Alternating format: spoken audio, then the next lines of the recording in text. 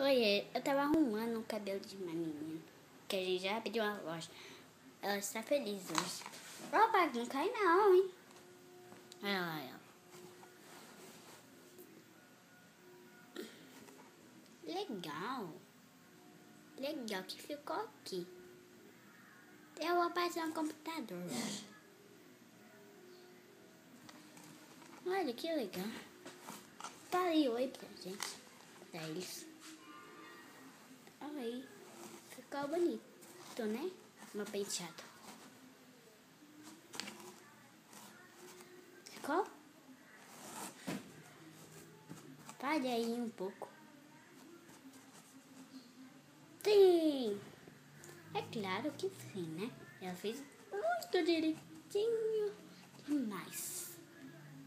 Nada Killer é muito demais. Bem, o que pode ser? O que pode acontecer aqui? Eita!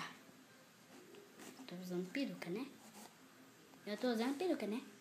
Claro que não. Você não tem peruca, né? Eu que não.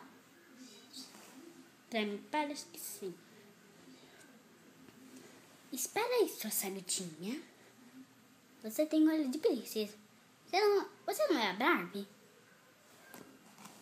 Eu sou. Ah! Então pode começar minha linda loja.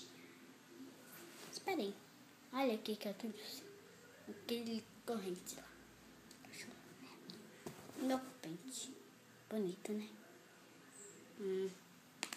Bom. Demais.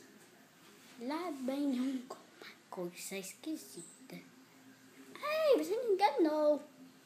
É você, né? Eu odeio quando ela me engana. Né? Vou pegar uma xuxinha. Tá parecendo uma bala, né? Quer dizer, um abacaxi, né? Tá parecendo um abacaxi, né? Quero querer comer esse abacaxi azul. Eu que não. Você vai querer comer este abacaxi? Esse abacaxi? Não. Bem, eu acho que ninguém vai comer esse abacaxi estranho e azul.